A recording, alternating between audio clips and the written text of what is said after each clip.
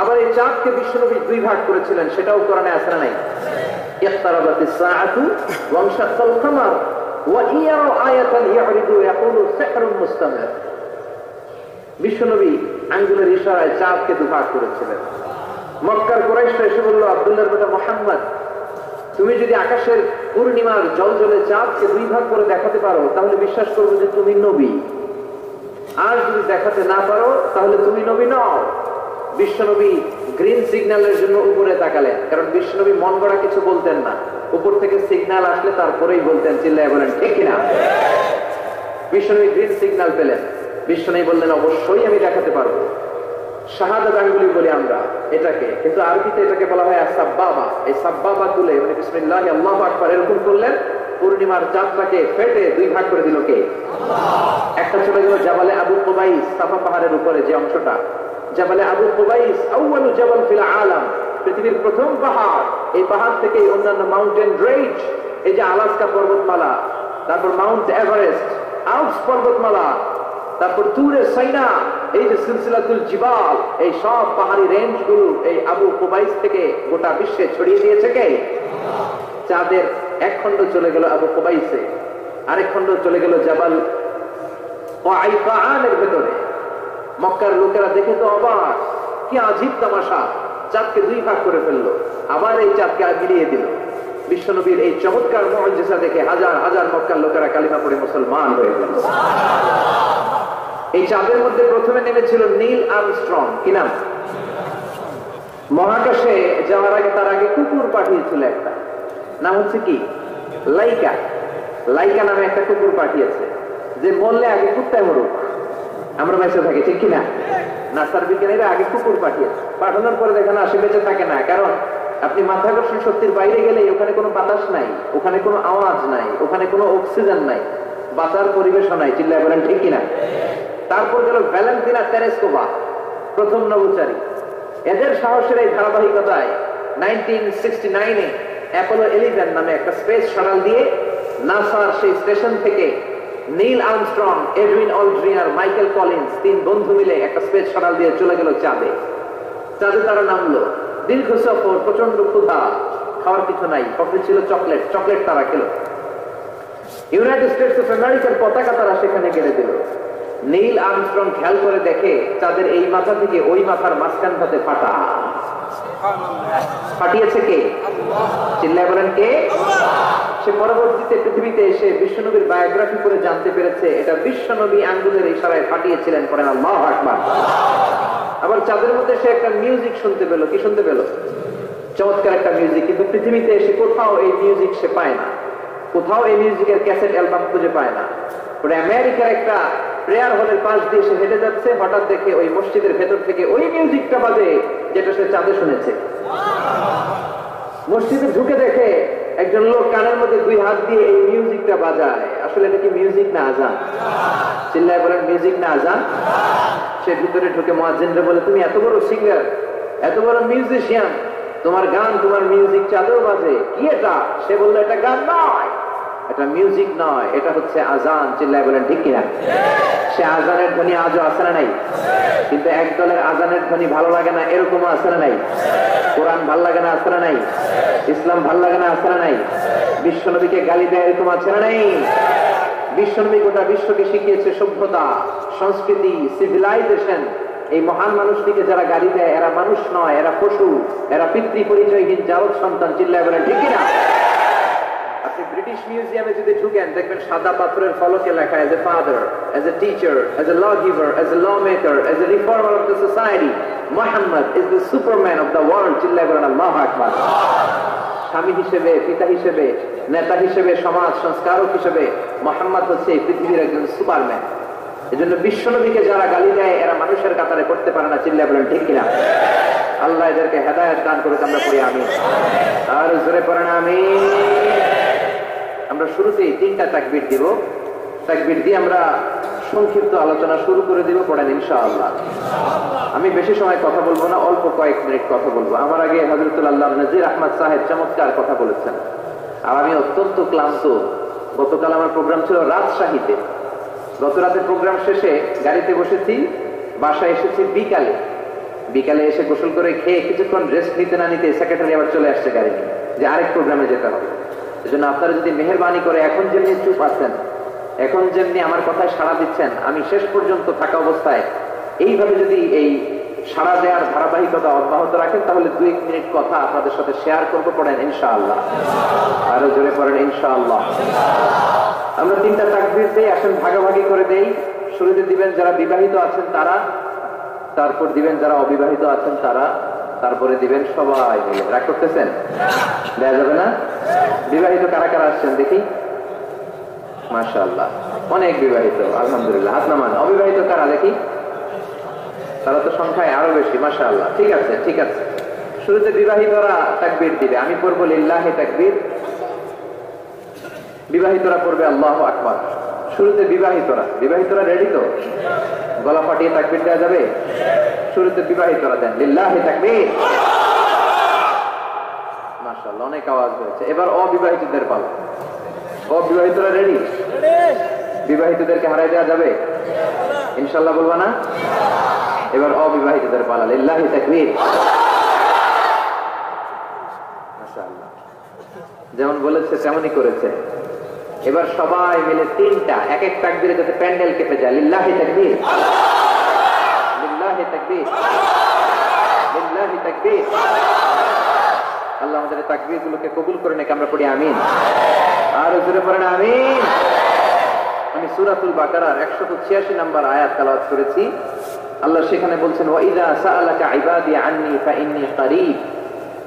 ও নবী, আমার বান্দারা যখন আমার ব্যাপারে জিজ্ঞেস করে যে আমি কোথায়, আপনি বলে দেন ফাইন্নী করিব, নিশ্চয়ই আমি কাছে। আল্লাহ কি কাছে না দূরে? আল্লাহ যদি তৌফিক এনায়েত করেন শেষ পর্যন্ত এই আয়াতের আলোকে আপনাদের সাথে কি করে আল্লাহকে ডাকতে হয়, কেমন করে প্রার্থনা করতে হয়, কেমন করে মুনাজাত করতে হয়, সে বিষয়ে কিছু কথা শেয়ার করব ইনশাআল্লাহ। সবাই পড়েন ইনশাআল্লাহ। ওয়া ইযা সাআলাকা ইবাদি, যখন বান্দারা জিজ্ঞেস করে আপনাকে আমার ব্যাপারে, আন্নী ফাইন্নী করিব, আপনি বলে দেন নিশ্চয়ই আমি কাছে। বুঝা গেল আল্লাহ আমাদের কাছে। চিৎকার করে বলেন আল্লাহ কাছে না দূরে? কাছে না দূরে? ওয়া নাহনু আকরাবু ইলাইহি মিন হাবলিল ওয়ারিদ। আল্লাহ বলছেন হাবলুল ওয়ারিদ, তোমার ঘাড়ের যে রগ আছে এই রগের চেয়েও বেশি কাছে। তুমি তোমার যত কাছে তোমার রগ তার চাইতেও তোমার বেশি কাছে, ঠিক না? এখন এই যে হুজুর আমার কাছে, হুজুরকে দেখা যায় কি যায় না? উনি আমার কাছে, দেখা যায় কি যায় না? আল্লাহ বললেন আমি তোমাদের কাছে, কিন্তু আল্লাহকে কি দেখা যায়? জুড়ে বলেন। এখন কাছে হলে তো দেখা যাওয়া উচিত ছিল, ঠিক কিনা? কিন্তু আল্লাহকে দেখা যায় না। দেখা যায়? কেউ দেখেছেন? পিছনের কেউ দেখেছেন? কেউ আমরা দেখি নাই। লা তুদরিকুল আবসার ওয়া হুয়া ইউদরিকুল আবসার ওয়া হুয়াল লাতীফুল খাবীর। তাকে দেখা যায় না, তাকে ধরা যায় না, তাকে ছোঁয়া যায় না, তাকে না দেখে বিশ্বাস করে নিতে হয়। চিল্লায় বলেন ঠিক না? কেমন করে আপনি তাকে দেখবেন? আপনি তো নিজেকেই দেখেন নাই। আপনি কি আপনার নিজেকে দেখেছেন? আচ্ছা বলেন তো, আপনি কি আপনার চোখ দেখেন আয়নার সাহায্য ছাড়া? এই যে আমি এখন বসে আছি, আমি কি আমার চোখ দেখতে পাই আয়না ছাড়া? আপনারা আমার চোখ দেখতে পান, আমি আপনার চোখ দেখতে পাই, কিন্তু আমরা কি আমাদের চোখ দেখতে পাই? আমরা কি আমাদের পিঠ দেখতে পাই? আয়নার সাহায্য ছাড়া কি পিঠ দেখেছেন? আয়নার সাহায্য নিয়েও তো পিঠ দেখা অনেক কঠিন, ঠিক কিনা? তো আপনি নিজেকেই দেখেন নাই ঠিক মতো, আর নিজের স্রষ্টাকে দুনিয়াতে বসেই দেখতে চান, এটা অসম্ভব। পৃথিবীতে বসে আল্লাহকে দেখা যায় না। আল্লাহকে দেখতে হলে জান্নাতে যাওয়ার দরকার আছে না নাই? এজন্য রব্বুল আলামিন বলেন, গোলাম আমারে দেখা যায় না, আমারে না দেখে বিশ্বাস করতে হয়, কিন্তু দেখা না গেলেও আমি কাছে না দূরে? কাছে না দূরে? নবীদের মধ্যে সবচেয়ে জবরদস্ত পয়গম্বর ছিলেন মুসা আলাইহিস সালাম। বড় মেজাজওয়ালা নবী, রেগে যেতেন খুব বেশি। থাপ্পড় মেরে একবার ফেরাউনের বাবুর্চিকে মেরে ফেলেছিলেন। অনেক শক্তি আল্লাহ তাআলা তাকে গায়ে দিয়েছিল। তিনি একবার আল্লাহকে আবদার করে বসলেন, রব্বি আরিনি আনজুর ইলাইক। আল্লাহ আপনি বলেছেন আপনারা দেখা যায় না, কিন্তু আমি দেখতে চাই। আমি কি করতে চাই? জোরে বলেন। আল্লাহ বললেন, লাম তারানি, never you can see me, never you can see me. তুমি আমাকে দেখতে পাবে না, কারণ আমাকে দেখা যায় না। সাইয়েদনা মুসা বললেন আমি দেখতে চাই। আল্লাহ বললেন দেখা যায় না। মুসা বলে দেখতে চাই। আল্লাহ বললেন দেখা যায় না। মুসা আলাইহিস সালাম বললেন, কথা বলেন না কেন? আল্লাহ বললেন, মুসা বললেন আল্লাহ বললেন মুসা বলে দেখতে চাই, আল্লাহ বলে দেখা যায় না। কিন্তু সাইয়েদনা মুসা আলাইহিস সালাম ছেড়ে দেবার পাত্র নয়, হেরে যাবার পাত্র নয়, পিছু হটার পাত্র নয়, মনে যেটা উঠেছে আদায় করার পাত্র হলো মুসা, ঠিক না? উনি বললেন রব্বি আরিনি আনজুর ইলাইক, আল্লাহ আপনি আমাকে দেখা দেন, আমি দেখতে চাই। আল্লাহ বললেন লান তারানি, never you can see me. ওরে মুসা এই বায়না ধরো না, আমাকে তো দেখা যায় না, এই পৃথিবীর চামড়ার চক্ষু দিয়ে আমাকে দেখা যাবে না। মুসা বললেন আমি দেখেই ছাড়বো। আল্লাহ বুঝাতে পারেন না, মুসাও ছাড়েন না। অবশেষে নবীর আবদার রব্বুল আলামিন শুনতে রাজি হলেন। আল্লাহ বললেন মুসা আগামীকাল অমুক সময়ে গোসল করে ওযু করে তুর পাহাড়ে চলে আসবা। তুমি যখন দেখতেই চাও আগামীকাল তুর পাহাড়ে চলে এসো। সাইয়েদনা মুসা আলাইহিস সালাম তুর পাহাড়ে চলে এসেছেন, কারণ ওনার ফিলিংস আমাদের ফিলিংস একরকম নয়। আমরা কি আল্লাহর কথা শুনি? জোরে বলেন। কিন্তু ওয়াকাল্লামাল্লাহু মুসা তাকলিমা, উনি আল্লাহর কথা শুনতেন। তো ওনার চিন্তা হচ্ছে যার কথাটা এত সুন্দর, না জানি উনি দেখতে কত সুবহানাল্লাহ বলবেন না? আল্লাহ বললেন মুসা আগামীকাল আসো, তুর পাহাড়ে আসো। সাইয়েদনা মুসা আলাইহিস সালাম তুর পাহাড়ের উপরে চলে গেলেন। আল্লাহ বললেন মুসা এটা যেন কোনো খেলা না। আবার তোমারে জিজ্ঞেস করতে চাই, আসলেই তুমি দেখতে চাও কিনা? মুসা আলাইহিস সালামের এক কথা এক দাবি, দেখতে চাই, এক কথা এক দাবি, সেটা কি? আমি দেখতে চাই খোদা, আমি দেখতে চাই আপনাকে। আল্লাহ বললেন মুসা এটা সাধারণ খেলা নয়, এটা বিপিএল এর খেলা নয়, এটা আইসিসি নয়, এটা ফিফার খেলা নয়, এটা মুসার সাথে বিশ্ব গভর্নমেন্টের খেলা, ঠিক কিনা? এটা সাধারণ খেলা না, it's a very dangerous game. তুমি যদি স্টার্ট করো you have to go until the last moment, শেষ পর্যন্ত তোমাকে যেতে হবে, ঠিক কিনা? মুসা আলাইহিস সালাম এক পায়ে খাড়া। সাইয়েদনা মুসা বললেন আমি রাজি। আল্লাহ বললেন ওকে, তাহলে খেলা শুরু করে দিলাম। ও মুসা তুমি দাঁড়িয়ে থাকো, খেলা এখন শুরু হয়ে যাবে। রব্বুল আলামিন মুসা আলাইহিস সালামের চারিদিকে অন্ধকার করে দিলেন। কি করে দিলেন? চারিদিকে 4 ফারসাক এলাকা, 1 ফারসাকে 12 মাইল, 4 ফারসাকে অনেক লম্বা একটা জায়গা, 3×36 কিলোমিটার জায়গা আল্লাহ অন্ধকার করে দিলেন। ঘুটঘুটে অন্ধকার, এত অন্ধকার সাইয়েদনা মুসা আলাইহিস সালাম নিজের হাতটাও নিজে দেখে না। এবার মনের মধ্যে একটু ভয় চলে আসছে, কোন আওয়াজ নাই, অন্ধকার। এবার মনের মধ্যে ভয় এসেছে, কিন্তু আল্লাহকে দেখতে চায়, ওই নেশায় এখন অন্তরের মধ্যে কিছু সাহস আছে না নাই? সাহস নিয়ে দাঁড়িয়ে আছে। এবার আল্লাহ চারিদিকে আলোকিত করে দিলেন। এবার বললেন মুসা আরো কিছু কাজ আছে, তোমার চারদিকে 4 ফারসাক এরিয়ার মধ্যে কোনো প্রাণী থাকতে পারবে না, কোনো মশা থাকবে না, মাছি থাকবে না, ইঁদুর থাকবে না, ব্যাঙ থাকবে না, পাখি থাকবে না, সবগুলো পশু আর প্রাণীকে বললেন আল্লাহ বললেন তোমরা বাইরে চলে যাও, বাউন্ডারির বাইরে চলে যাও। বাংলাদেশের সাথে ইন্ডিয়ার খেলা, আপনারা দর্শক মানে ঢুকতে পারবেন? বলেন ঢুকলে খেলা হবে, খেলাইটা হবে। আল্লাহ বললেন সবাই বাইরে চলে যাও, সব বাইরে চলে গেল। এবার আল্লাহ বললেন মুসা তোমার 2 কাঁধের মধ্যে 2 ফেরেশতা আছে না নাই? কিরামান, তাদেরকেও বাইরে পাঠানোর দরকার আছে না নাই? আল্লাহ বললেন তোমরাও 4 দিক থেকে বাউন্ডারি দেয়া এরিয়ার বাইরে তোমরা চলে যাও।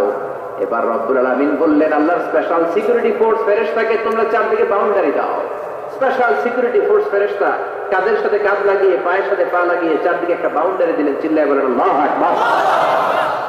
এবার সাইয়েদনা জিবরাইলকে আল্লাহ বললেন ও জিবরাইল তুমিও ঢোকার চেষ্টা করো না, তুমিও বাইরে চলে যাও। সুবহানাল্লাহ। সাইয়েদনা জিবরাইল বলে আল্লাহ আমাকে তৈরির পর থেকে, আমাকে রূহ দেওয়ার পর থেকে আজ পর্যন্ত তোমারে আমি দেখি নাই। সিদরাতুল মুনতাহা হলো আমার লাস্ট বর্ডার, ওই বর্ডারে কান লাগিয়ে তুমি যা বলো শুনি, ওই কথাগুলো নবীদের কাছে পৌঁছে দে, এটাই আমার ডিউটি। আজ পর্যন্ত আমিও তোমারে দেখি নাই, তোমার নূর এখনো দর্শন লাভ করি নাই, আমিও দেখতে চাই। আমার ভাই মুসার সাথে আমাকেও দেখতে দাও। আল্লাহ বললেন no no, this game is between Musa and me. এটা মুসার সাথে আমার খেলা, তোমার তো খেলা নাই, ঠিক কিনা? জিবরাইল তুমিও বাইরে চলে যাও। সাইয়েদনা জিবরাইলও বাইরে চলে গেলেন। এবার একেবারে গ্রাউন্ড রেডি, স্টেডিয়াম রেডি, এবার খেলা হবে। খেলা কি হবে? বলেন কি হবে? মুসা আলাইহিস সালাম আর বিশ্ব গভর্নমেন্ট আল্লাহর সাথে খেলা। আল্লাহ বললেন মুসা তুমি উপরের দিকে তাকাও। সাইয়েদনা মুসা আলাইহিস সালাম উপরের দিকে তাকালেন, দেখলেন প্রথম আকাশ দেখা যায়, তারপরে দ্বিতীয় আকাশ, তৃতীয় আকাশ, সব দেখতে আরম্ভ করলেন। প্রথম আকাশ, এটা বিশাল একটা area, it's a big space, we can't imagine. এটা কত বড় আমরা কল্পনাও করতে পারি না, বিশাল। এই যে ছোট্ট একটা জায়গায় আমরা কুমিল্লাতে বসে আছি, কুমিল্লা হলো বাংলাদেশের 64 জেলার একটা জেলা। 64 জেলা নিয়ে আমাদের সুজলা সুফলা শস্য শ্যামলা বাংলাদেশ। এই বাংলাদেশ হচ্ছে পৃথিবীর অনেকগুলো দেশের মধ্যে থেকে ছোট্ট একটা দেশ। এক কানাডা বাংলাদেশ থেকে 100 গুণ বড়, এক রাশিয়া বাংলাদেশ থেকে 200 গুণ বড়। এরকম 200টা দেশ নিয়ে এই পৃথিবী, তার মধ্যে দেশগুলো হচ্ছে 30 ভাগ আর সাগর হচ্ছে 70 ভাগ। চিল্লায় বলেন আল্লাহু আকবার। তার মানে এই পৃথিবীর তুলনায় কত ছোট্ট একটা জায়গায় এই সূর্যপুরে আমরা বসে আছি। কত নগণ্য আমি, কত ক্ষুদ্র আমি, কত ছোট্ট আমি, ঠিক কিনা? এই পৃথিবীটা হচ্ছে আমাদের সৌরজগতের অনেকগুলো গ্রহের মধ্যে থেকে ছোট্ট সাইজের একটা গ্রহ। এই যে সূর্যের আলো আমরা প্রতিদিন পাই, যেটার আলো প্রায় 8 মিনিট 20 সেকেন্ড ব্যয় করে আমাদের দিকে আসে, সেকেন্ডে 1,86,000 মাইল বেগে। এই সূর্যটা এত বিশাল পৃথিবীর চাইতে 13 লক্ষ গুণ বড়। আর আসতে বলেন সুবহানাল্লাহ। সূর্যই কি পৃথিবীর সবচাইতে বড় সাইজের তারা? নো, সূর্যের চেয়ে অনেক বড় তারা আছে। ব্যাটেলজিউস নামে একটা তারা আছে, যেই তারাটা, যে সূর্য পৃথিবীর চেয়ে 13 লক্ষ গুণ বড়, ওই ব্যাটেলজিউস তারা সূর্যের চেয়ে 33 কোটি গুণ বড়। তার মানে এই না ব্যাটেলজিউসই পৃথিবীর সবচেয়ে বড় তারা। সূর্যের পরে পৃথিবীর সবচেয়ে কাছের তারার নাম হচ্ছে প্রক্সিমা সেন্ট্রাই, তারপরে আলফা সেন্ট্রাই এ, আলফা সেন্ট্রাই বি, এটা ক্যারিনা, ব্যাটেলজিউস, এরকম করতে করতে এক একটা তারা বিশাল বড়। এই সবগুলো তারা মিলে আমাদের গ্যালাক্সি। আমাদের গ্যালাক্সিতে অনেকগুলো তারা। আমাদের গ্যালাক্সির নাম হচ্ছে মিল্কি ওয়ে। এর মানে এই নয় মহাবিশ্বে মাত্র একটা গ্যালাক্সি। বিজ্ঞানীদের ধারণা প্রথম আকাশের নিচে প্রায় 400 বিলিয়ন গ্যালাক্সি রয়েছে। চিল্লায় পড়ে আল্লাহু আকবার। এরকম হাজারো গ্যালাক্সি নিয়ে আমাদের ইউনিভার্স, এরকম হাজারো ইউনিভার্স গোটা বিশ্বে আছে না নাই? এই সবগুলোকে প্রথম আসমানের নিচে রেখে আসমানটাকে সুশোভিত করেছে কে? সাইয়েদনা মুসা আলাইহিস সালাম প্রথম আসমানের দিকে তাকালেন, ওনার চোখের পাওয়ার বাড়িয়ে দিল কে? উনি এই গ্যালাক্সি দেখতে আরম্ভ করলেন, ব্ল্যাক হোল দেখতে আরম্ভ করলেন, ইউনিভার্স গুলো দেখতে আরম্ভ করলেন, ডিফারেন্ট ল অফ নেচার নিয়ে যত ইউনিভার্স আছে তিনি দেখলেন। তারপরে দ্বিতীয় আকাশ, একটার চাইতে আরেকটা বড়, একটার চেয়ে আরেকটা বড়। আমরা কিন্তু প্রথম আকাশ দেখি না। নাসার বিজ্ঞানীরা আজীবন গবেষণা করেও প্রথম আকাশের নাগালে যেতে পারবে না। তারা যেখানে যায় এটা হচ্ছে প্রথম আকাশের মহাশূন্য। এটা কি? প্রথম আকাশের মহাশূন্য, তারপরে প্রথম আকাশ, তারপরে দ্বিতীয় আকাশের মহাশূন্য, তারপরে দ্বিতীয় আকাশ, তারপরে তৃতীয় আকাশের মহাশূন্য, তারপর তৃতীয় আকাশ। একটার চাইতে আরেকটা বড়। কত বড়? বিষ্ণু বললেন তোমার হাতের আংটিটা। কোনটা? আংটিটা যদি সাহারা মরুভূমিতে ফেলে দাও, তাহলে সাহারা মরুভূমির তুলনায় তোমার আংটি যত ছোট, আল্লাহর দ্বিতীয় আকাশের তুলনায় আল্লাহর প্রথম আকাশটা ঠিক তত ছোট। এভাবে তৃতীয় আকাশ আরো বড়, চতুর্থ আকাশ আরো বড়। সাইয়েদনা মুসা আলাইহিস সালাম দেখলেন 7 আকাশ দেখলেন। তারপরে তিনি দেখলেন সিদরাতুল মুনতাহা দেখা যায়, সেখান থেকে দেখলেন 4টা ঝর্ণা, 4টা নদী, 2টা জান্নাতে ঢুকেছে, 2টা নদী সিদরাতুল মুনতাহা থেকে দুনিয়ায় এসেছে। একটা নদীর নাম হলো মিশরের নীল নদী, আর একটা হলো ইরাকের দজলা নদী। সুবহানাল্লাহ। তারপরে নজর করে তাকালেন, সেখানে দেখলেন তিনি কোরআনের বাড়ি দেখা যায়। বাল হুয়া কুরআনুম মাজিদুন ফি লাওহিম মাহফুজ। নাম শুনেছেন? লাওহে মাহফুজ কার বাড়ি? কোরআনের বাড়ি। লাওহে মাহফুজ কার বাড়ি? নজর করে দেখে কোরআনের বাড়ি দেখা যায়। সাইয়েদনা মুসা আলাইহিস সালামের চোখের পাওয়ারকে বাড়িয়ে দিয়েছে কে? ওনার চোখের মেকানিজম, মেগাপিক্সেলকে প্রখর করে দিয়েছে কে? তারপরে নজর করে দেখলেন বাইতুল মামুর দেখা যায়, যেই বাইতুল মামুর হলো ফেরেশতাদের কিবলা।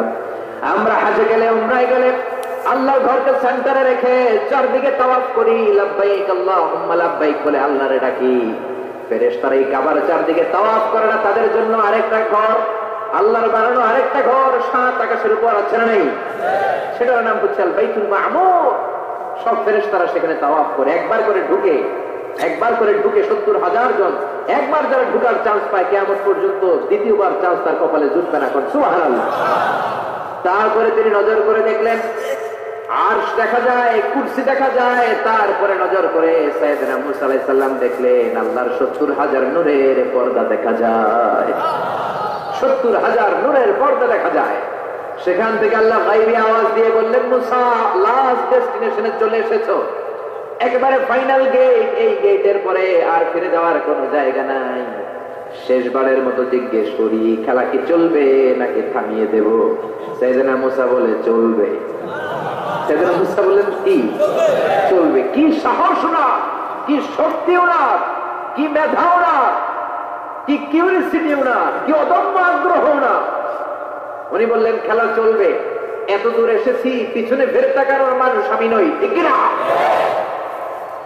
আল্লাহ বললেন মুসা তাহলে ঠিক আছে, খেলা শুরু হয়ে যাবে, একটু শক্ত হয়ে দাঁড়াও। সুবহানাল্লাহ পড়েন। এই প্রথম আল্লাহ তার নূরের তাজাল্লির ফোকাস পৃথিবীতে ফেলে দিবেন, এর আগে করে নাই। আল্লাহু আকবার। সাইয়েদনা মুসা আলাইহিস সালাম শক্ত হয়ে দাঁড়ালেন। ফালাম্মা তাজাল্লা রাব্বুহু জাআলাহু দাক্কাও ওয়া খাররা মুসা সাইকা। ফালাম্মা তাজাল্লা রাব্বুহু লিল জাবাল, আল্লাহ বললেন মুসা তবে একটা কথা শুনে রাখো, এত দুর্বল করে তোমাদের বানিয়েছি। ওয়া খুলিকাল ইনসানু দাঈফা, মানুষ কি সবল নাকি দুর্বল? সবল না দুর্বল? দুইবার পাতলা পায়খানা হইলে চেহারার দিকে তাকানো যায় না, ঠিক কিনা? আজকের জান্নাতুন নাঈম এপ্রিল বিশ্ব সুন্দরী, 20 বছর পরে বিশ্ব পেতনিও না, ঠিক কিনা? অসুস্থ হলে মানুষ দুর্বল হয়ে যায়, বিপদ আসলে মানুষ কাবু হয়ে যায়, বয়সের ভারে মানুষের চামড়াগুলো চলে যায়। মানুষ কি সবল নাকি দুর্বল? জোরে বলেন, সবল নাকি দুর্বল? ও মুসা শক্ত হয়ে দাও। 70,000 নূরের পর্দার সবগুলো দেখাবো না, কতটুকু দেখাবে? মুফাসসিরিন ইকরাম হয়রান হয়ে গিয়েছেন, কি বলবেন এই তাফসীরের ব্যাখ্যায়। কেউ কেউ বলেছেন আল্লাহ তাআলা 70,000 নূরের পর্দার সবগুলো উঠায়নি, 70,000 নূরের পর্দার সবচেয়ে সামনের ছোট্ট যে পর্দাটা তার সামান্য একটু উঠিয়েছেন। ফালাম্মা তাজাল্লা রাব্বুহু, কতটুকু তাজাল্লি দিয়েছেন নূরের তাজাল্লি? কোন কোন মুফাসসিরিন ইকরাম বলেছেন একটা গরুর নাকের ছিদ্র যতটুকু ততটুকু। কোন কোন মুফাসসির বলেছেন না না, এটা তো অনেক বেশি। মিসলা উলমুরাতিল খিনসার, এই আঙ্গুলটার নাম হচ্ছে খিনসার। কি নাম? এটার নাম ইবহাম, এটার নাম সাব্বাবা, এটা বুস্তা, এটা বিংসার, এটা খিনসার। বলেন ইবহাম, কথা বলে না। ইবহাম, সাব্বাবা, বুস্তা, বিংসার, খিনসার, এই পাঁচটা আরবি হাতের আঙ্গুলের আরবি নাম শিখে গেলেন। এই যে মিসলা উলমুরাতিল খিনসার, ছোট্ট আঙ্গুলের সামনে যতটুকু জায়গা, এতটুকু জায়গা আল্লাহ প্রথম পর্দাটার ফোকাস দিয়েছেন। কেউ কেউ বলো না এত বেশি নয়, একটা সুইয়ের পেছনে সুতা ঢুকানোর জন্য যতটুকু জায়গা দরকার ততটুকু নূরের ফোকাস দিয়েছে। فَلَمَّا تَجَلَّى رَبُّهُ جَعَلَهُ دَكًّا وَخَرَّ مُوسَى صَعِقًا। আল্লাহ বললেন মুসা তোমাকে দুর্বল করে বানিয়েছি, তোমার উপরে যদি নূরের ফোকাস দেই তোমারে খুঁজে পাওয়া যাবে। আমি দেব তুর পাহাড়ের উপর। কিসের উপর? জোরে বলেন কিসের উপর? এই তুর পাহাড়ের উপরে আমি উঠেছি 2 বার। ফেরাউনের লাশটাকে দেখেছি আমি একবার। পুরো লাশটাকে আল্লাহ শুটকি বানিয়ে রেখেছেন। শুটকি, এরকম টেবিলের উপর শোয়া শুটকি। মিশরের জাতীয় জাদুঘর হচ্ছে মিশরের রাজধানী কায়রোতে, ন্যাশনাল মিউজিয়াম। ওখানে every year huge amount of tourist from Europe and America they come in order to see this ancient and historical dead body. এই ঐতিহাসিক ডেড বডিটা দেখার জন্য হাজার হাজার ইউরোপিয়ানরা আসে। এই মিউজিয়ামে জাদুঘরে ঢুকতে লাগে 100 পাউন্ড, আর এই লাশের ঘরে ঢুকতে আরো 100 পাউন্ড, মোট 600 পাউন্ড। গোটা বিশ্বের মানুষ আসে টাকা খরচ করে আর এই জাহান্নামের নরকিটটাকে দেখে যায়, ঠিক কিনা? আমি দেখেছি ফ্রি, কোনো টাকা লাগে না, যেহেতু আল-আজহারের কার্ড ছিল, ফ্রিতে ঢুকেছি। সেকেন্ড ফ্লোরে রয়্যাল মমিস চেম্বারের ভিতরে স্পেশাল সিকিউরিটি গার্ড দিয়ে আলো আধারের আচ্ছা আচ্ছা একটা অন্ধকার রুমের ভিতরে তার লাশটা রাখা। ফেরাউনের লাশ। কার লাশ? তার লাশ ছাড়াও আরো অনেকগুলো লাশ সেখানে আছে, কিন্তু বাকিগুলো রাখতে -35 থেকে 40 ডিগ্রি নন ফ্রস্ট। যারা বুঝেন, যারা ফ্রিজ ইউজ করেন, কিছু আছে নন ফ্রস্ট, শুধু বরফ হবে, যে জিনিসটা মাছ রাখলে মাছটা বরফ হবে কিন্তু আশেপাশে আইস জমবে না, এটা বলে non frost. Minus non frost 35 to 40 degree সেলসিয়াসে অন্য লাশগুলো রাখতে হয়, কিন্তু ফেরাউনের লাশটা -0 ডিগ্রিতে কিয়ামত পর্যন্ত সঠিক এবং শুদ্ধ এবং চমৎকার থেকে যাবে। চিল্লায় বলেন আল্লাহু আকবার। কারণ ফেরাউনের লাশটাকে সংরক্ষণের দায়িত্ব নিয়েছে কে? এই তুর পাহাড়ে আমরা উঠেছি মধ্যরাতে, কারণ বাংলাদেশের পাহাড়গুলো মাটির পাহাড়। আপনি খাগড়াছড়িতে যান, আপনি বান্দরবান যান, আপনি ময়মনসিংহের গারো পাহাড়ে যান, আমাদের পাহাড় কি মাটির না পাথরের? আর সৌদি আরব মিশরের পাহাড়গুলো কি মাটির না পাথরের? পাথরের। পাথরের পাহাড়ে যখন সানশাইন, সূর্যের আলো লাগে, 2-3 ঘন্টায় সূর্যের তাপে পাথরগুলো গরম হয়ে যায়। এজন্য আমরা মাঝ রাতে উঠলাম 120 জন, আমরাও যাচ্ছি, ইহুদিরাও যাচ্ছে, খ্রিস্টানরাও যাচ্ছে। মিশরে যাওয়ার আগে আমি জিউস কমিউনিটি দেখি নাই, ইহুদি দেখি নাই, ওই প্রথম ইহুদি দেখলাম, একসাথে উঠলাম।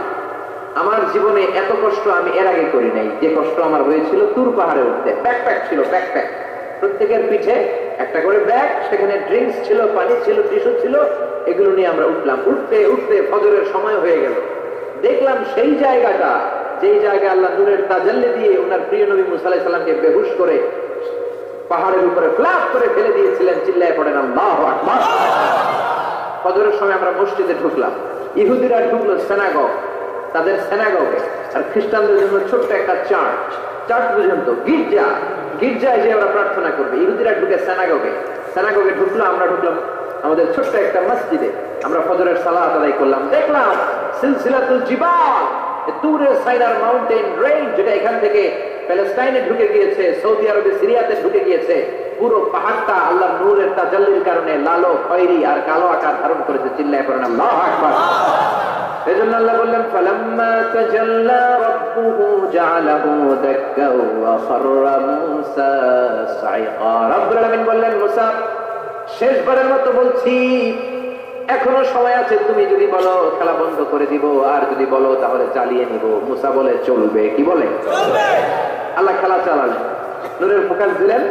মুসা আলাইহিস সালামের গায়ের উপরে দেয় না, দিয়েছে দূর পাহাড়ে। কোথায়? 1 ঘন্টার জন্য দিয়েছেন, আধা ঘন্টা, 10 মিনিট, 1 মিনিট, 1 সেকেন্ড, 1 সেকেন্ডও দেয় না। তো হুজুর 1 সেকেন্ড দেয় নাই তো কি দিছে? 1 সেকেন্ডকে অনেক ভাগে ভাগ করলে হয় 1 মাইক্রো সেকেন্ড।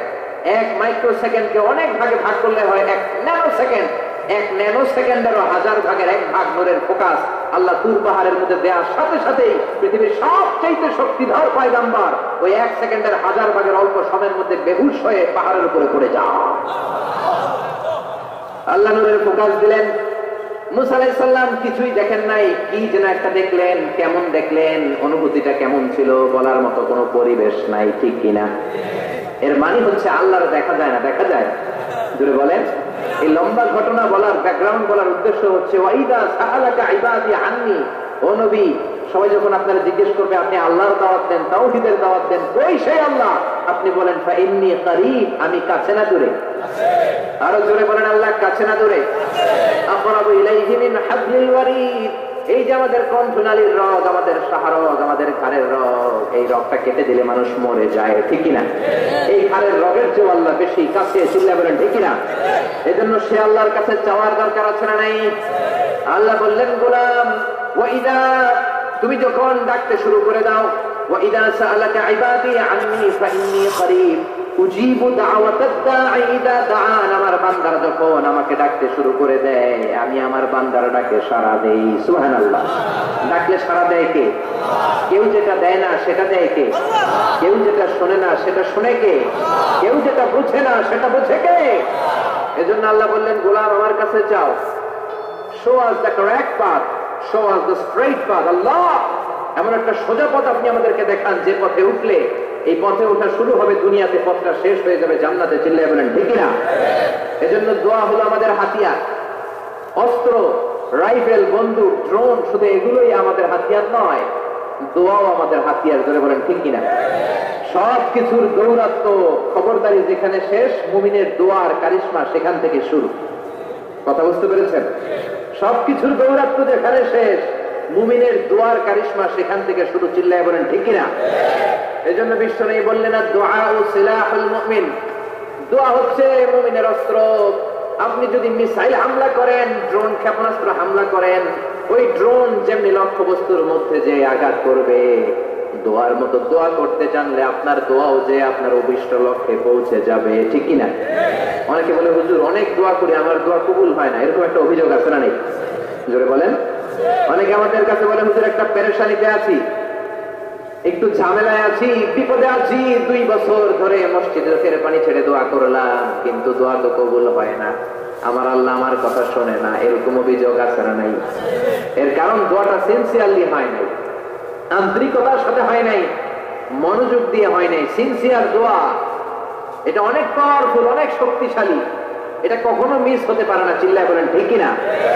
বিশ্বনবী বললেন, দোয়া এত পাওয়ারফুলি, আত-তাকদীরু লা ইয়ারুদ্দু ইল্লা বিদ-দুআ, মানুষের তাকদীরের কোনো চেঞ্জ নাই, কোনো পরিবর্তন নাই, কিন্তু তাকদীরের যদি কোনো কিছু চেঞ্জ হয়ে যায় সেটা বলে দোয়ার মাধ্যমে হয়ে থাকে। সুবহানাল্লাহ। দোয়া আপনার তাকদীরকেও চেঞ্জ করে দিতে পারে। চিল্লায়ে বলেন ঠিক কিনা? এই দুনিয়ার মানুষগুলোর কাছে বেশি বেশি চাইলে খুশি হয় না রাগ হয়? জোরে বলেন। আপনার কাছে যদি আমি 500 টাকার জন্য আজকে যাই, 500 টাকা দেন। মিজানুর রহমান আজহারি হুজুর আসছে, না দিলে কেমন দেখা দিয়ে দিলেন, কালকে তাও দিলেন, তারপরের দিন দিবেন, এই দেখ কাম নাই আমার টাকা দিবেন না, এরপরের দিন 200, এরপরের দিন 100, এরপরের দিন লাঠি লিয়ে দৌড়াইবেন, ঠিক কিনা? এটা দুনিয়ার মানুষের রীতিনীতি। বারবার একটা বিষয় নিয়ে আসলে আমরা রেগে যাই, আমরা অপছন্দ করি, কিন্তু আল্লাহর নীতি উল্টা। আল্লাহর কাছে বারবার চাইলে আল্লাহ খুশি হয়, ঠিক কিনা? তিরমিজির বর্ণনায় বিশ্বনবী বললেন, ইন্নাহু মান লাম ইয়াসআলিল্লাহ ইয়াগদাব আলাইহি, যে ব্যক্তি আল্লাহর কাছে চায় না আল্লাহ তারে পছন্দ করে না। সুবহানাল্লাহ। আর যে ব্যক্তি আল্লাহর কাছে চায় তারে আল্লাহ পছন্দ করে, ঠিক কিনা? এজন্য চাইতে রাজি আছেন? দোয়া করতে রাজি আছেন? কার কাছে করবেন? নাকি ছোট হুজুরের কাছে, বড় হুজুরের কাছে, দাদা হুজুরের কাছে, ল্যাংটা বাবার কাছে, খাজা বাবার কাছে, দুর্গায় যে, দরগায় যে, কোথাও যে কিছু আমরা চাইবো না, চাইবো একজনের কাছে। তিনি কে? কারণ তার কাছে আমরা যাই চাই তিনি বলে যাও, দিয়ে দিলাম, যাও নিয়ে যাও, ইয়েস দেব, আমি দেব, আমি দেব। তিনি সব সময় বলে আমি দেব। তিনি সব সময় বলে ইয়েস, নো এটা তিনি বলে না। আল্লাহ ডিকশনারিতে নো নাই, কি নাই? আপনি যখনই চাইবেন আল্লাহ বলে ইয়েস দেব। তাহলে বলবেন হুজুর এত কিছু চাইলাম দিল না কেন? আপনার মন মতো দিবে না। আল্লাহর দেওয়ার একটা ক্যাটাগরি আর সিস্টেম আছে না নাই? আল্লাহ 3 ক্যাটাগরিতে দেয়। কয় ক্যাটাগরিতে? 3 ক্যাটাগরি। ক্যাটাগরি নাম্বার 1, আপনি চোখের পানি ছেড়ে আল্লাহর কাছে কিছু চাইলেন, আল্লাহ বলে দেব, ইয়েস। কি বলে? কারণ আল্লাহর কাছে তো নো নাই, কি নাই? না বলে না। চাইলে আল্লাহ না করতে জানে না, আল্লাহ বলে ইয়েস দেব, দিয়ে দেয়। আমরা খুশি হয়ে যাই, আমরা নাচতে শুরু করি, ঠিক কিনা?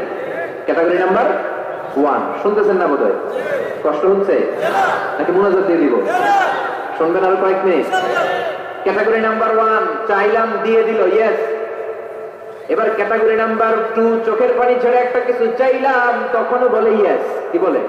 কারণ ওনার কাছে তো নো নাই, কি নাই? আল্লাহ বলে ইয়েস দেব, তবে এখন না, পরে দেব। কখন দিলে আমার জন্য ভালো, আমার চেয়েও ভালো জানে কে? কখন দিলে আমার জন্য ভালো, আমার চেয়ে ভালো জানে কে? আল্লাহ বলে এখন দিলে ভালো হবে না, তোর চেয়ে আমি ভালো জানি, যখন দিলে তোর জন্য ভালো হয় তখন দিয়ে দেব। সুবহানাল্লাহ।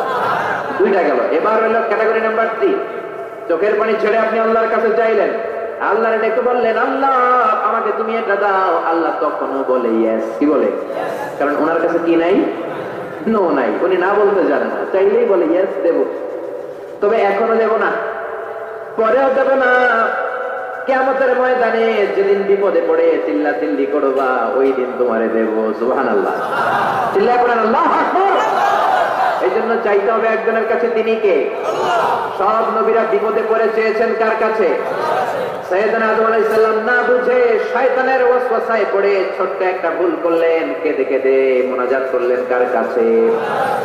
পড়েন সবাই, রব্বানা যালামনা আনফুসানা ওয়া ইল্লাম তাগফির লানা ওয়া তারহামনা লানাকুনান্না মিনাল খাসিরিন। আল্লাহ আমি গুনাহ করেছি, অন্যায় করেছি, অপরাধ করেছি, আপনি যদি ক্ষমা না করেন, ক্ষমা করার মতো দ্বিতীয় আর কেউ আছে নাকি বলেন? আছে? এজন্য ক্ষমা চাইবেন কার কাছে? আর জোরে কার কাছে? নিরাশ হওয়ার কারণ নাই। কত গুনাহ করেছেন, কত অন্যায় করেছেন, আপনার গুনাহ যত বড়ই হোক আল্লাহর দয়া তার চেয়েও বড়, ঠিক কি না? আবার সাইয়েদনা ইব্রাহিম আল্লাহর কাছে নামাজের দোয়া করলেন। কিসের দোয়া? রব্বি জাআলনি মুকিমাস সালাতি ওয়া মিন যুররিয়াতি রব্বানা ওয়া তাকাব্বাল দুআ। ও আল্লাহ আপনি আমার নামাজ কায়েমকারী বানিয়ে দেন, আমার ছেলেটার নামাজ কায়েমকারী বানিয়ে দেন, আমার দোয়াটা আপনি কবুল করে নেন। পড়েন আমিন। হে নামাজি আমার ঘরে নামাজ পড়ো আজ, দিলে মে তোমার চরণ তলে হৃদয় যায় নামাজ। হে নামাজি আমার ঘরে নামাজ পড়ো আজ, দিলে মে তোমার চরণ তলে হৃদয় কেমন বাবা কেমন ছেলে, ছেলেও নবী বাবাও নবী, ছেলের নাম ইসমাইল বাবার নাম ইব্রাহিম, নামগুলো কেমন লাগে? ভালো লাগে? ছেলে মেয়েদের নাম রাখবেন তো এগুলা? ইসমাইল রাখতে রাজি আছেন? ইব্রাহিম রাখতে রাজি আছেন? কেমন বাবা কেমন ছেলে, বাবা ছেলের জন্য দোয়া করলেন, ও আল্লাহ আমার ছেলের নামাজ কায়েমকারী বানিয়ে দেন। আবার এমন বাবা এমন ছেলে, দুই বাবা মিলে কাবা ঘর নির্মাণ করেছেন, ঠিক কিনা? বাবা মেইন রাজমিস্ত্রি, ছেলে হচ্ছে যোগালী, পাথর এনে দেয়, ইট এনে দেয়। সাইয়েদনা ইব্রাহিম কাবা ঘর বানাতে বানাতে আর হাত দিয়ে নাগাল পায় না, আল্লাহর ডেকে বললেন, আল্লাহ আর তো নাগাল পাই না। আল্লাহ বললেন, টেনশন নাই, চিন্তা নাই, জান্নাত থেকে অটোমেটিক একটা পাথর এনে দিলাম, পাথরটার নাম মাকাম ইব্রাহিম।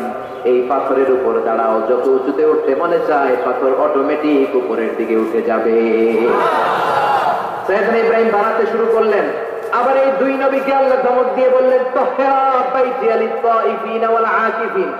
ও ইসমাইল ও ইব্রাহিম, আমার ইবাদতকারী বান্দাদের জন্য, আমার হাজী সাহেবানদের জন্য, উমরাকারীদের জন্য বাপ বেটা মিলে ঝাড়ু নিয়ে কাবা ঘরকে ঝাড়ু দিতে শুরু করে দাও। সুবহানাল্লাহ। মসজিদেরি ঝাড়ু বারদার ও কামারে হাত শোনো আমার মুনাজাত, শোনো শোনো ইয়া ইলাহি আমার মুনাজাত, শোনো আমার মুনাজাত। করেন আমিন। কত বড় হৃদয়ের মানুষ ছিল নবী, নবীদের বাবা আবুল আম্বিয়া খলিলুল্লাহ ইব্রাহিম আর তার ছেলে ইসমাইল, তারা মসজিদ ঝাড়ু দিয়েছে। আমরা মসজিদ পরিষ্কার করতে চাই না, এরকম আছে না নাই? একদল আছে মসজিদে ঢুকাই বালু দেখলে মুয়াজ্জিন সাহেব রে খোঁজে, আছে না নাই? মুয়াজ্জিন সাহেব কোথায়, ইমাম কই, বালু কেন, টিকটিকির পায়খানা কেন, আপনি আসলেন কই মিয়া? আপনি ধরে দেন, আপনি পরিষ্কার করেন। নবী হয়ে তারা কাবা ঝাড়ু দিতে পারে, মসজিদ পরিষ্কার করতে পারে, আপনি কোন সলিমতি আর কলিমতি, ঠিক না? এজন্য মনে অনেক জ্বালা যন্ত্রণা, দোয়া করেন কবুল হয় না, মনে অনেক ব্যথা। আপনার ব্যথা যদি দূর করতে চান, এলাকার মসজিদ গুলারে পরিষ্কার করেন, মসজিদ যে ঝাড়ু দিয়ে দেন, আপনার মনের জ্বালা মিটিয়ে দিবে কে? আবার সাইয়েদনা ইউনূস আলাইহিস সালাম দোয়া করলেন, লা ইলাহা ইল্লা আনতা সুবহানাকা ইন্নী কুনতু মিনাল যালিমিন। বিপদে পড়েছেন, পড়ে এই দোয়া করেছেন। যত বিপদে পড়েন এই দোয়া করবেন। রাস্তায় অ্যাক্সিডেন্ট, এই দোয়া পড়েন। পেটে ব্যথা, এই দোয়া পড়েন। জেলের শিকার হয়েছেন, জুলুমের শিকার, এই দোয়া পড়েন। আমাদের বাংলাদেশে ঠেড়া পড়লে এই দোয়া পড়েন, ঠিক কিনা? তুফান হইলে, থান্ডার, বজ্রপাত হলে, দাদি নানিদের কাছে শুনছি এটা পড়ে। এটা শুধু তুফান হইলে পড়বেন না, এটা সব সময় পড়বেন, ঠিক কিনা? এটা বিপদে পড়ার দোয়া। 1971 সালে পাকিস্তানি মিলিটারি বাহিনী আমাদের বাংলাদেশদের উপর অনেক অত্যাচার করত। তারা জানতে চাইতো আমরা মুসলিম কিনা, মুসলিম হলে তারা ছেড়ে দিত, হিন্দু হলে আক্রমণ করতো, আছে না নাই? তারা দেখলেই জিজ্ঞেস করতো, সালে তুম মুসলিমা আর হিন্দু, তুই মুসলমান না হিন্দু? অনেক মুসলমানও তখন বাঁচার জন্য কালেমা শিখে নিচ্ছে। দেখ বাঙালি মুসলমানরা এক পাকিস্তানি মিলিটারি বাহিনী 71 সালে ধরছে, বেটা বল মুসলিম আর হিন্দু, তুই মুসলমান নাকি হিন্দু? বাঙালি কয় হাম মুসলিম, আমি মুসলিম। পাকিস্তানি বাহিনী বলে, সালে কালিমা বাতাও, তাহলে কালিমা বল। বাঙালি কয় লা ইলাহা ইল্লা আনতা সুবহানাকা ইন্নী কুনতু মিনাজ জালিমিন। पाकिस्तानी कहे साले ये तो मुसीबत का कलमा है, बंगाली कहे हम तो भी मुसीबत में है। पाकिस्तानी बोले बेटा এটা তো মুসিবতের কালিমা, বাঙালি কয় আমি তো কম মুসিবতে নাই। পিস্তল ধরে তুমি আমারে কালিমা জিজ্ঞেস করো কোনটা বলতে যায় কোনটা বলি, আমার তো হুঁশ নাই, ঠিক কিনা? এজন্য বিপদে পড়লে এই দোয়া পড়ার দরকার আছে না নেই? আবার জাকারিয়া আলাইহিস সালামের ছেলে নাই, উনি ছেলের জন্য দোয়া করলেন কার কাছে? রব্বি লা তাদারনি ফারদান ওয়া আনতা খায়রুল ওয়ারিসিন। ও আল্লাহ আপনি আমারে আটপুরা বানাবেন না, নিঃসন্তান বানাবেন না, সন্তান দিয়ে আমার কলিজাটা ঠান্ডা করে দেন। যাদের সন্তান নাই আল্লাহর কাছে বেশি বেশি করে চান, মনের জ্বালা দূর করে দিতে পারে কে? কেউ যেটা পারে না সেটা পারে কে? নাকি মাজারে যে খাসি মানত করবেন, মুরগি, মোমবাতি, লাল শালু, মশারি, সর্বনাশ। অনেক মাজারে মশারি দেওয়া, তো তোমার পিসারে কি মশাই কামড়ায়? হ্যাঁ, যে লোকটা মাজারে মশারি দেয় দেখবেন ওর বাপের মশাই খায়, ওর মায়ের মশাই কামড়ায়, চিল্লায় বলেন ঠিক না? আরে বাবার কাছে যাও, মায়ের কাছে যাও, তাদের দোয়া বুলেটের আগেও কবুল হয়ে যায়। বুলেট মেরেছেন, বুলেট মিস হতে পারে, বোমা মেরেছেন, বোমা মিস হতে পারে, মায়ের দোয়া মিস হতে পারে। ওগো মা তুমি এই ধরনের শ্রেষ্ঠ নিয়ামত, তোমারই পদ তলে রয়েছে জান্নাত। ওগো মা তুমি এই ধরনের শ্রেষ্ঠ নিয়ামত, তোমারই পদ তলে রয়েছে জান্নাত। ঠিক কিনা? এজন্য দোয়া চাইবো মায়ের কাছে, বাবার কাছে। অনেকে না বোঝে মাজারে মশারি দেয়, লাল শালু দেয়, মোমবাতি দেয়। যে লোকটা মরে আসে ওর কি আলোর দরকার আছে? জোরে বলেন। আপনার জ্বালানো মোমবাতির আলো মাটি ফেড়ে কবরে ঢুকে সে আলো পায়, তো তাকে দেন জ্ঞান। গ্রামের যে সমস্ত ছেলে মেয়েদের ঘরের মধ্যে ইলেকট্রিসিটি নাই, জেনারেটর নাই, বিদ্যুতের অভাবে পড়াশোনা করতে পারেন, ওই মেধাবী ছেলেগুলোর ঘর খুঁজে খুঁজে তাদের ঘরে মোমবাতি পৌঁছায় দেন। আপনার কবরটারে আলোকিত করে দিবে কে? এগুলো করে না। মাজারে দেয়, খাসি দেয়, মাজারে ছাগল দেয়। মাজারে ছাগল দেয়া যাবে না, খাসি দেয়া যাবে না, মানত করা যাবে না। মানত করতে হবে একজনের জন্য, তিনি কে? সে আল্লাহ বললেন গোলাম চাইতে হবে শুধু আমার কাছে। সব নবীরা এইভাবে দোয়া করেছেন। সৈয়দনা ঈসা আলাইহিস সালাম দোয়া করেছেন, আল্লাহ আপনার কাছে আমি দোয়া করি আমারে আপনি শেষ নবী বানায়া দেন। কোন নবী? জোরে বলেন। এটা কি সম্ভব? কারণ শেষ নবী একজন আছে না নাই? কি নাম? সবাই বলেন কি নাম? মুহাম্মদ সাল্লাল্লাহু। আল্লাহ বললেন না না, উল্টা পাল্টা আবদার করে না, ওই নবুয়ত দিয়ে দেয়া হয়েছে। ঈসা বললেন ওকে, আমি পড়েছি ইনজিলের মধ্যে ওই নবীর উম্মতদের এত মর্যাদা, বনি ইসরায়েলের অনেক নবীর চাইতে নাকি উম্মতে মুহাম্মাদের মর্যাদা অনেক বেশি হবে। আল্লাহ শেষ নবী আমাকে বানালেন না, ওকে, কিন্তু আমার উম্মতকে ওই উম্মত বানান। আল্লাহ বলেন নো, ওইটাও দেয়া হয়ে গেছে। পাবে কে? বিশ্ব নবী পাবে। বিশ্বনবীর উম্মত আমরা হলাম উম্মতে মুহাম্মাদি। আমাদের মধ্য থেকে যারা আলেম হবে, হক্কানি আবেদ হবে, আল্লাহর ওলি হবে, বনি ইসরাইলের অনেক নবীদের চাইতেও তাদের মর্যাদা বেশি হয়ে যাবে। সুবহানাল্লাহ। এবার উনি চোখের পানি ছেড়ে দিলেন। আল্লাহ দোয়া করলাম আমার শেষ নবী বানান, বানালেন না। দোয়া করলাম আমার প্রিয় উম্মত আমারে দেন, আমারে দিলেন না। এবার আমি দোয়া করি, এই দোয়া কিন্তু ফেলতে পারবেন না। আল্লাহ বললেন করো করো। সাইয়েদনা ঈসা বললেন আল্লাহ তাহলে আপনি আমাকে এই পৃথিবীর মধ্যে ওই নবীর উম্মত করে আরেকবার দুনিয়াতে পাঠানো লাগবে। সুবহানাল্লাহ। কবুল করে নিল কে? পৃথিবীতে একজন নবী এখনো মরে নাই। কি নাম? ঈসা আলাইহিস সালাম। উনি আসবেন। ইমাম মাহদী 7 বছর যখন হবে, তার গভর্নিং 7 বছর চলে যাওয়ার পরে আসবেন। ঈসা আলাইহিস সালাম যখন আসবেন, এসে দাজ্জালকে, অ্যান্টি ক্রাইস্টকে নিজ হাতে হত্যা করবেন। চিল্লায় বলেন ঠিক কিনা? এটা ছিল ঈসা নবীর দোয়া। এবার বিশ্বনবী কোন দোয়া করেছেন জানার দরকার আছে না নাই? বিশ্বনবী বলেন লিকুল্লি নবিয়্যিন দাওয়াতুন মুস্তাজাবা। প্রত্যেক নবীর জন্য একটা করে দাওয়া মুস্তাজাবা আছে। আলেম যারা আছেন তারা বুঝবেন। দাওয়া মুস্তাজাবা মানে এমন দোয়া যেটা কবুল হয়ে যায়। দোয়া করলেই, কথা বলেন, দোয়া করলেই কবুল। এরকম দোয়া রব্বুল আলামিন সব নবীকে একটা একটা করে দিয়েছেন। ওই দোয়াটা করলেই সেকেন্ডের মধ্যেই কবুল করে দেয় কে? সব নবী ওই দোয়া দুনিয়াতেই করে ফেলেছে। বিশ্বনবী বললেন লিকুল্লি নবিয়্যিন দাওয়া মুস্তাজাবা। সব নবীর জন্য একটা স্পেশাল দোয়া আছে, দাও বিহা, যেই দোয়াটা নবীরা দুনিয়াতেই করে ফেলেছে। ওয়া ইন্নী আফতাবিউ দাওয়াতি শাফাআতান লি উম্মতি ইয়াউমাল কিয়ামাহ। আল্লাহু আকবার। আর আমি আমার দাওয়া মুস্তাজাবা স্পেশাল দোয়াটা এখনো করি নাই। আমার দোয়াটা এখনো আমি জমিয়ে রেখেছি। কিয়ামতের কঠিন ময়দানে আমার উম্মত যখন বিপদে পড়ে যাবে, আমার উম্মতের জান্নাতে যাওয়ার ব্যাপারে ঝামেলা লেগে যাবে, আল্লাহর অনুমতি ক্রমে শাফাত করে করে আমি আমার উম্মতদেরকে জান্নাতে ঢুকিয়ে দেব। তখন আমি ওই দোয়াটা করব। বিশ্বনবী সিজদায় পড়ে থাকবেন কিয়ামতের ময়দানে। সব নবীরাও বলবে ইয়া নাফসি ইয়া নাফসি। কেউ যখন আল্লাহর কাছে যেতে পারবে না, সবাই মিলে বিশ্বনবীর কাছে যাওয়ার পরে বিশ্বনবী তখনও মাথা তুলবেন না। বিশ্বনবী কপাল ঠুকে কেঁদে কেঁদে বলবেন রব্বি হাবলি উম্মতি। ও আল্লাহ আমার উম্মতকে আপনি মাফ করে দেন। সুবহানাল্লাহ। আল্লাহ বলবেন নবী ইরফা রাসাক, মাথা উঠান, সাল তুতা, আজকে যা চাইবেন তাই দিব। ইশফা তুশাফা, যারাই শাফাত করবেন আমার অনুমতি ক্রমে কবুল করে নিব। সুবহানাল্লাহ। বিশ্বনবী চাইলে এই দোয়াটা দুনিয়াতেই করতে পারতেন অন্য নবীদের মতো, ঠিক কিনা? অন্য নবীরা যেমনি নিজেদের প্রয়োজনে ওই দোয়াটা দুনিয়াতেই করেছে, আমার নবীকে ওই রকম করেছে নাকি? তার মানে আমার নবীর আমাদের জন্য মায়া বেশি না কম? আমার জন্য রেখে দিয়েছেন ওই দোয়াটা, আপনার জন্য রেখে দিয়েছেন দোয়াটা, আমাদের জন্য দোয়াটা রেখে দিয়েছেন। আমরা যখন কিয়ামতের ময়দানে বিপদে পড়ে যাব, বিশ্বনবী দোয়া করে করে আমাদেরকে জান্নাতে ঢুকিয়ে দিবেন, ঠিক কিনা? বিশ্বনবী দুনিয়াতে কম আঘাত সহ্য করেন নাই। যেই লোকটার বাইরের চামড়া থেকে রগ দেখা যেত, রগের ভেতর দিয়ে যে রক্তগুলো দৌড়াদৌড়ি করে সেটাও দেখা যেত। সুবহানাল্লাহ। পৃথিবী এত সুন্দর মানুষ দেখে নাই। ওই লোকটাকে পাথর মেরে মেরে তায়েফের ময়দানে রক্তাক্ত করা হয়েছে 3 বার। আমি দেখে এসেছি এবার জায়গাটা। একবার আহত হলেন, আবার উঠলেন, আবার পাহাড়ের কাছে গেলেন, আবার মারা হলো, আবার পাহাড়ের ওই পাশে গেলেন, আবার মারা হলো। 3 বার পাথর মারা হলো। বিশ্বনবী নিজের কোনো প্রয়োজনে, নিজের স্বার্থের জন্য যান নাই। তায়েফবাসীদের জান্নাত নিশ্চিত করার জন্য, তাদের ভালোর জন্য, তাদেরকে দাওয়াত দেওয়ার জন্য গিয়েছেন। তারপরও মাইরা সারা নাই, তখনও বিশ্বনবী দোয়া করেন নাই। ওই দিন যদি দোয়া করতেন, আল্লাহ তায়েফবাসীদেরকে আপনি শেষ করে দেন, সেকেন্ডের মধ্যে পুরো তায়েফকে পাউডার করে দিতে পারত কে? উহুদের ময়দানে তীর এসে বিশ্বনবীর দাঁতের মধ্যে বিঁধে গেল, ঝরঝর করে রক্ত ঝরলো। ওই কঠিন দিনেও বিশ্বনবী ওই দোয়াটা করেন নাই, ঠিক কিনা?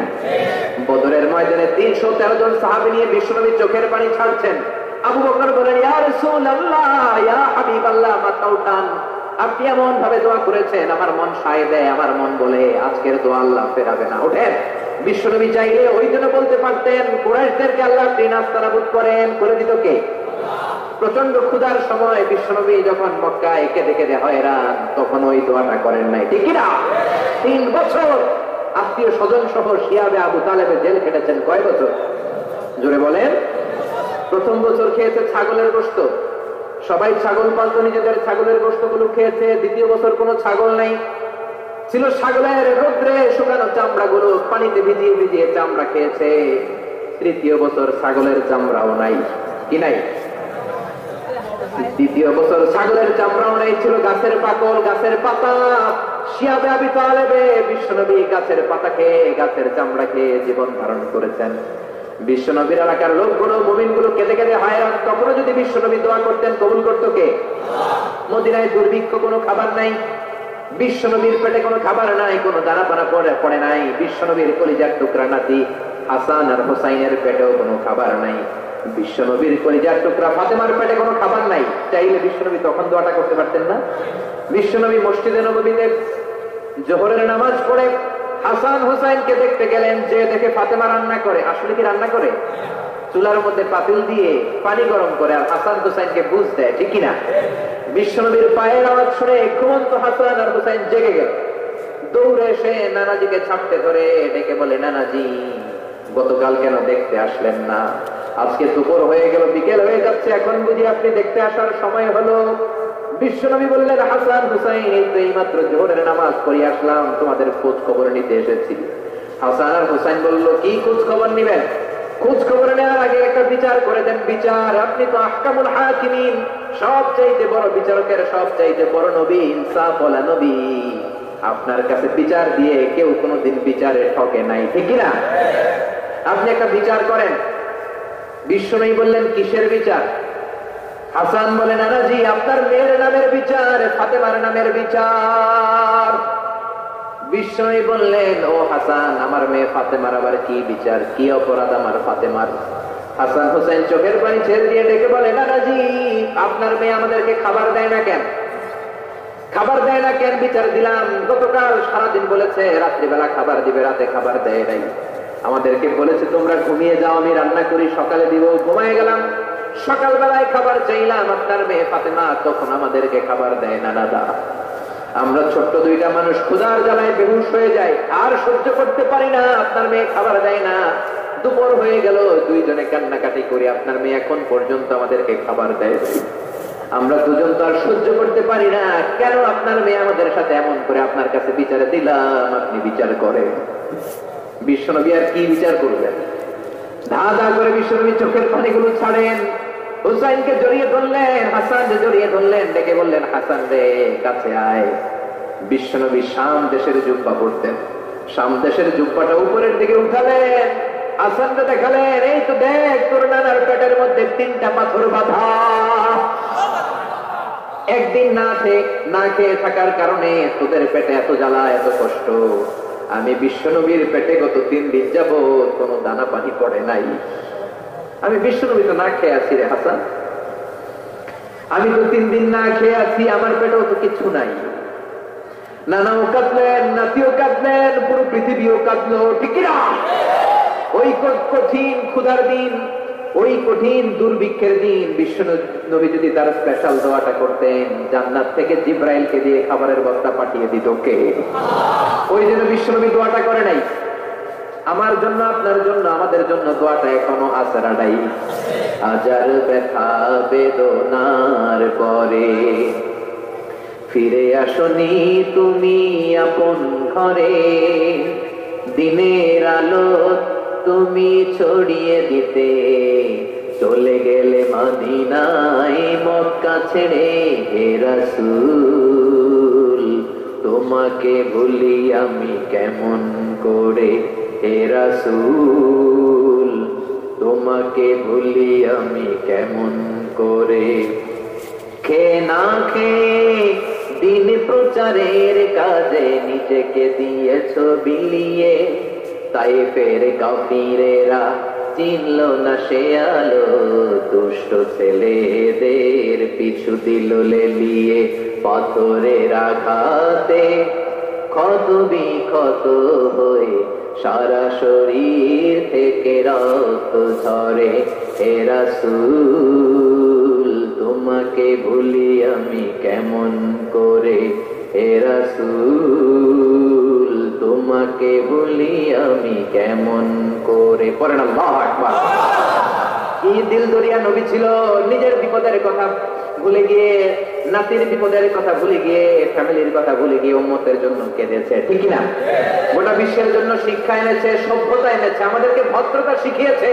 আর ওই নবীরে গালি দেয় এরকম কিছু ব্লগার বাংলার জমিনে আছে না নাই? তারা মানুষ নাকি শয়তান? এগুলো পিতৃ পরিচয়হীন, যারা আসল সম্বল বিশ্বনবী যে শিক্ষা আমাদের কাছে রেখে গিয়েছেন সেটাই সম্বল, ঠিক কিনা? বিশ্বনবীর আগের গুনাহ মাফ, পরের গুনাহ মাফ, তারপরেও তিনি আল্লাহর কাছে যখন দোয়া করতেন ছোট্ট বাচ্চার মতো হাউ মাউ করে কেঁদে দোয়া করতেন। আমরা করি? আমাদের কান্না আসেই না। এত পাষাণ আমাদের হৃদয়, এত আধুনিকতার মধ্য দিয়ে আমরা সময় কাটাচ্ছি। সোশ্যাল মিডিয়ার ভেতরে আমাদের এত সময় দেয়া হয়, এই সোশ্যাল মিডিয়া আমাদেরকে ঘুমাতে দেয় না, আমাদেরকে স্বাভাবিকভাবে চলতে দেয় না, আমাদের অন্তরটাকে নরম হতে দেয় না, ঠিক না? আমাদের কান্না আসে না, আমাদের হৃদয় পাষাণ হয়ে গেছে, আমাদের হৃদয় নরম হয় না। অন্যের দুঃখে আমরা দুঃখ পাই না, অন্যের দুঃখে যারা দুঃখ পায় না তারা মানুষ হতে পারে না, ঠিক কিনা? ছাগলের পেট থেকে বেরোলে ওইটারে আমরা বলি ছাগল, গরুর পেট থেকে বেরোলে আমরা ডাকি গরু, মুরগির পেট থেকে বেরোলে সেটা মুরগি হয়ে যায়, কিন্তু মানুষের পেট থেকে বেরোলে সেটা মানুষ হয় না, ওইটারে মানুষ বানাতে হয়, ঠিক না? এই দুনিয়া এখন তো আর সেই দুনিয়া নাই, মানুষ নামের মানুষ আছে, দুনিয়া বোঝাই, সেই মানুষের ভিড়ে আমার আসল মানুষ নাই, ঠিক কিনা? আসল মানুষের বড় অভাব। অন্যের দুঃখে কাঁদবে, অন্যের জ্বালা নিজের অন্তরেও জ্বালার সৃষ্টি করবে, সেই মানুষ আর নাই, ঠিক কিনা? বিশ্বনবীর আগের গুনাহ নাই, পরের গুনাহ নাই, তারপরেও মুনাজাতে হাউমাউ করে কাঁদতেন। তিনি দোয়ায় বলতেন, আল্লাহ ইন্নী আব্দু কবনু আব্দি কবনু আমাতিক নাসিয়াতি বিয়াদিক, ও আল্লাহ আমি আপনার গোলাম, গোলামের ঘরের গোলাম, বান্দির ঘরের গোলাম। আল্লাহ আমি আপনার গোলাম, গোলামের ঘরের গোলাম, মানে আমার বাপ আব্দুল্লাহ আপনার গোলাম, আমরা গোলাম বংশের। সুবহানাল্লাহ। গোটা বিশ্বের শ্রেষ্ঠ মানুষ তো নিজের গোলাম বলতে দ্বিধাবোধ করতো না, বলতো আমি আপনার গোলাম, গোলামের ঘরের গোলাম, বান্দির ঘরের গোলাম, নাসিয়াতি বিয়াদিক, আমার মাথার চুলের ঝুঁটি আপনার হাতের মুঠোয়, আমার চুলের ঝুঁটি আপনার হাতের মুঠোয়, গোলামের মতো যেখানেই টানবেন আমি ওখানেই যাবো। আল্লাহু আকবার। এই ছিল বিশ্বনবীর বিনয়। নিজেকে গোলাম বলতে স্বাচ্ছন্দ্য বোধ করতেন, কোনদিন জীবনে অহংকার করেন নাই। কোনদিন বিশ্বনবী কারো সাথে মুসাফা করতে যে নিজে আগে হাত টানেন নাই, যতক্ষণ না ওই লোকটা তার হাত টেনে নিয়েছে। সুবহানাল্লাহ। আর বিশ্বনবীর হাত ছিল আলিয়া নমিনাত দিবাজ, বিশ্বনবীর হাত ছিল রেশমের কাপড়ের চেয়েও নরম। সিল্ক চিনেন? সিল্ক, সিল্কের কাপড়ের চেয়ে বিশ্বনবীর হাত ছিল নরম। এই নরম হাত মুসাফার মধ্যে যে একবার পাইতো কেউ ছাড়তে চাইতো না, ধরেই রাখতো। আর বিশ্বনবী নরম হৃদয়ের নবী, কেউ যদি না ছাড়ে বিশ্ব নবীও ছাড়তেন না। সুবহানাল্লাহ। ওই নবী মোনাজাতে কাঁদতেন। এজন্য ভাইরা এই কথা বললেন না আল্লাহ আমার দোয়া শোনে না, আপনি দোয়ার মতো দোয়া করেন নাই, এজন্য শোনে নাই, ঠিক না? দোয়া কবুল হওয়ার রহস্য হচ্ছে চোখের পানি। বিশ্বনবী বললেন দুইটা চোখের পানি আল্লাহর কাছে সব চাইতে সেরা। এক হলো জিহাদের ময়দানে রক্তের ফোঁটা, দ্বিতীয় হলো আল্লাহর ভয়ে মোনাজাতের মধ্যে চোখ থেকে বেয়ে বেয়ে পড়া পানির ফোঁটা। আবার বিশ্বনবী বললেন অনুশোচনার চোখের পানি চোখ দিয়ে নাকের ডগা বেয়ে বেয়ে জমিনে পড়ার আগে ওই দোয়াটা কবুল করে নেয় কে? এজন্য চাওয়ার সময় নিজের ছোট করেন, বলবেন আল্লাহ আমি আপনার গোলাম, গোলামের ঘরের গোলাম, বান্দির ঘরের গোলাম, আমার চাইতে ক্ষুদ্র ছোট কেউ নাই, এমন কোন গুনাহ নাই আমি করি নাই, তুমি ছাড়া আমারে পার করার কেউ নাই, ঠিক কিনা? এরকম দোয়ার মধ্যে নিজেরে ছোট করে দেন, আপনার দোয়া কবুল করবে কে? এজন্য সব সময় চাইবে একজনের কাছে, তিনি কে? একদল আছে বা এক শ্রেণীর লোক আছে, রোগে যখন পড়ে তখন আল্লাহরে ডাকে, রোগ ভালো হয়ে যায় আল্লাহরে ভুলে যায়, আছে না নাই? নির্বাচনের আগে আল্লাহরে ডাকে, নির্বাচন শেষ আল্লাহরে ভুলে যায়, আছে না নাই? সমস্যায় পড়েছে আল্লাহরে ডাকে, সমস্যা নাই আল্লাহরে ভুলে যায়, আছে না নাই? এমন করা যাবে না, সব সময় ডাকবেন। তবে রব্বুল আলামিন বলেন স্পেশাল কিছু সময় আছে, ওই সময় দোয়া করলে দোয়া কবুল করে নেয় কে? তাহাজ্জুদের সময়। এই স্পেশাল যে একটা সময়ের কথা বলে আমরা দোয়া করব। দোয়া না নিয়ে আজকে কে কে চলে যাবেন হাত তুলে দেখান তো। থাকবেন সবাই? দোয়া করে যাবেন অল্প 2-1 মিনিট কথা বলে আমি এখন দোয়ার দিকে যাব। ওয়াদা করেছেন বসে থাকবেন। ওয়াদা খেলাফ করা কি মুমিনের আলামত না মুনাফিকের? আমরা একসাথে দোয়া করে আজকে এখান থেকে বিদায় নিব, পড়েন ইনশাআল্লাহ। তাহাজ্জুদের সময় দোয়া করবেন। وَمِنَ اللَّيْلِ فَتَهَجَّدْ بِهِ نَافِلَةً لَكَ عَسَىٰ أَن يَبْعَثَكَ رَبُّكَ مَقَامًا مَحْمُودًا। তাহাজ্জুদের নামাজ পড়লে আপনার মর্যাদা বাড়ায় দিবে কে? এখন হুজুর আমরা তো ফজরই করি না, তাহাজ্জুদ কখন করব? তাহাজ্জুদ তো তাদের যারা ফজর পড়ে, ঠিক না? ফজরই তো পড়ে না, তাহাজ্জুদ কখন? ফজরের সময় মসজিদের বেহাল দশা। ফজরের সময় যত মসজিদে নামাজ পড়লাম খালি মুরব্বী চাচাদেরকে পাওয়া যায়, ইয়াং ছেলেরা নাই। ফজরের নামাজ মুরব্বীদের জন্য নয়, ফজরের নামাজ তোমাদের মতো ইয়াংস্টার যারা আছো তাদের জন্য, ঠিক না? ওয়াদা করো সূর্যপুরের মসজিদ গুলাতে যুবকরা যে ফজরের নামাজে মসজিদ ভরে দিবা, রাজি আছো? রাজি আছো যুবকেরা? এই যৌবন বয়সের ইবাদত আল্লাহর কাছে সবচাইতে প্রিয়। খেয়াল করে বোঝার চেষ্টা করো। যুবক বয়সে যদি গভর্নমেন্ট সার্ভিস করো, বার্ধক্যে উপনীত হলে পেনশন আছে না নাই? অনুরূপ ভাবে যুবক বয়সে যদি ইবাদত করো, বার্ধক্য অবস্থায় ইবাদত করতে না পারলেও পেনশনের হিসাবে তোমার আমলনামায় সওয়াব দিয়ে দিবে কে? এজন্য যুবক বয়সের ইবাদত আল্লাহর কাছে প্রিয়। মসজিদ তখন ধরে যখন আর কাজ করার সুযোগ নাই। মসজিদে তখন যায় যখন কেউ চাকরিতে নেয় না। মসজিদে তখন যায় যখন ঘরের কেউ তার সাথে কথা বলতে চায় না, মানে বয়স হয়ে গেছে 70। তখন দাড়ি রাখে, যখন শেভ করতে গেলে হয় গাল কাটবে নয় ব্লেড ভাঙবে, ঠিক না? এজন্য যুবক বয়সে মসজিদে যাও। এখন তোমাদের রক্ত গরম, যা চাও তোমরা তাই করতে পারো। যেই মুরব্বী বাবাদের দাড়িগুলো পাকা হয়ে গিয়েছে তারাও তোমাদের মতো ওই বয়সটা পার করে এসেছে, ঠিক না? দুদিনের দুনিয়া, অল্প কয়েকটা বছরের ব্যবধানে তোমার চুল পাকতে শুরু করবে। তোমার এই রক্ত গরম শরীরটাও ঠান্ডা হয়ে যাবে। তোমার আশেপাশে আর কেউ ঘুরবে না, কেউ তোমারে ডাকবে না, কেউ তোমারে গুনবে না। চিল্লায় বলেন ঠিক না?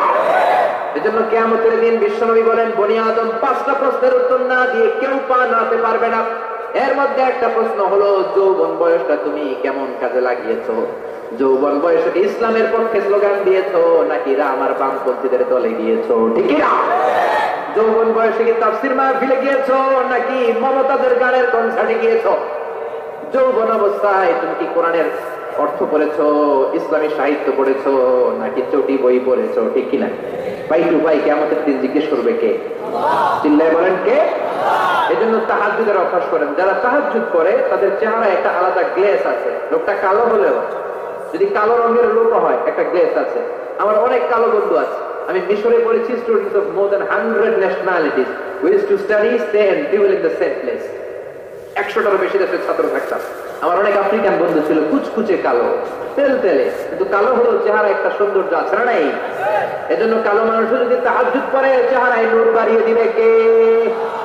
2 নম্বরে হলো আযান আর ইকামতের মাঝখানে যদি দোয়া করে, ওই দোয়া কবুল করে কে? এটা অনেকে জানে না।